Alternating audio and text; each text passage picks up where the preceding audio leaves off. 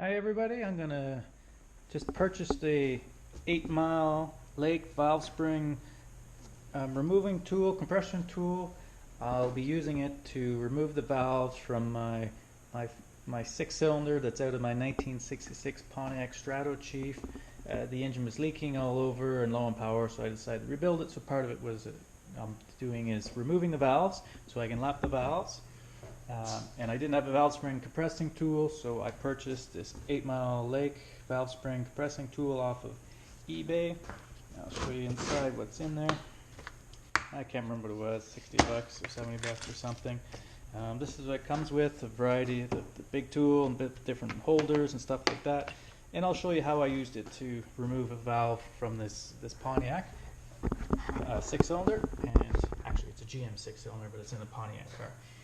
First thing we do when we're doing this, though, the valve keepers down here, they get stuck, and if you don't loosen them first, the Valve Spring compressor may not be able to loosen it off. So all I do is I take a socket that's bigger than the keepers and just give it a couple taps, and that helps break it free. Sometimes you have to stop the valve from moving, so I will put a block of wood or a socket on the bottom side, like so. As you saw, I was bouncing. Now this way, that stopped the valve from bouncing off of the seat, but allowed you to break free the valve spring keepers. That's a heavy guy. Heavy head. So what I like to do, this is actually backwards, let me spin this around. I like to keep the keepers on the inside of the table. That way if I lose one, it's inside and it's easy to find, rather than out in the middle of the shop someplace, and those little guys, they fly sometimes. So first step, it took me a few minutes to figure out how to use this one. First thing is I find a piece, an adapter that is, the hole is bigger than the keepers. You can see it there. And then we'll put that aside. You take the tool, the big C-shaped thingamabob here, and you take the short one of the threaded rods and you screw it inside to here. Now, when I first did it, I only screwed it in halfway through, which is enough threads, but unfortunately it didn't leave enough adjustment room on the device itself. So I have to just thread it all the way through, and then you can see that there is a little spring keeper there, and it'll hold the adapter on there. Next, we take another adapter, which we'll be pushing onto the valve, and we take the longer threaded rod with the hole in the bottom of it for tightening it. And then we screw this through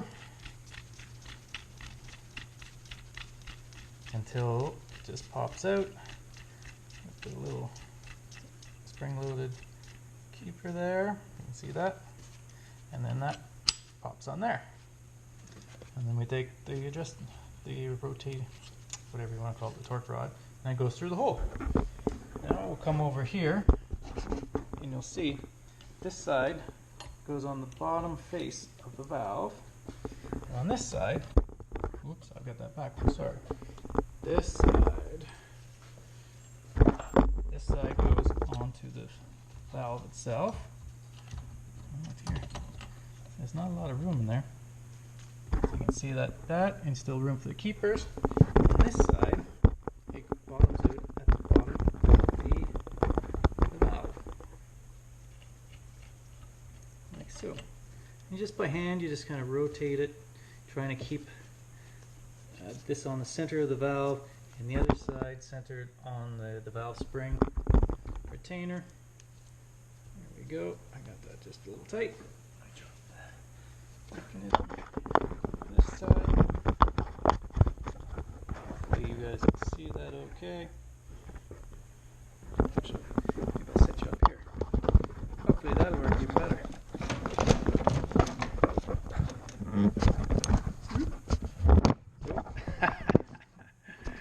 There we go. I think that'll work. Now you can see this. Thing I noticed when I first used this is you can see this is spreading. I'm gonna have to weld some gussets in here to keep it strengthen up this a bit. But if you look at up at the valve, you can see that it is compressing on the valve itself. I'll go a little longer. Sorry, compress it a little bit more. That's probably enough there. Let's take a look, see. Oh yes, there's lots of room to get those keepers out. Now tools I always have it ready. It's a magnet for the keeper, and a screwdriver, and a little pick.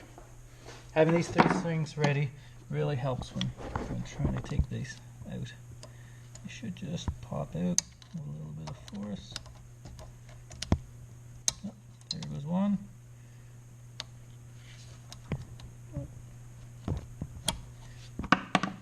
There, I'll put that. I always keep them in order. Notice I put a straight arrow F for the front of the cylinder head. And the other one, just being a little bugger. There we go, it's just stuck on the spring a bit. And then the magnet pops it out. And put that there.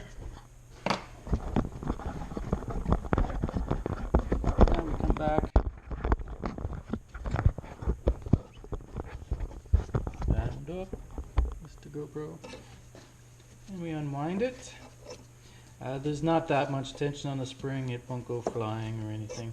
So you just rotate it out.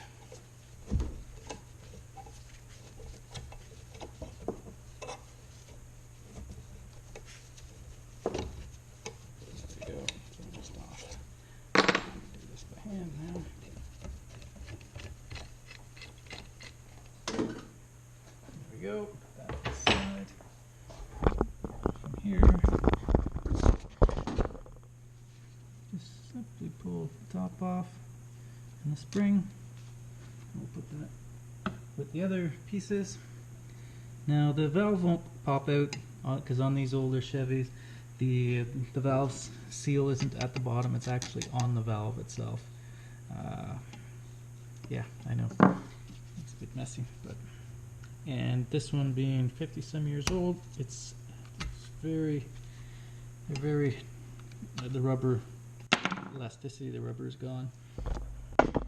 You can see it couldn't come off, it came off in pieces, right? It just broke. But I put them over there so that way I know where it is and it's not lost in the head someplace.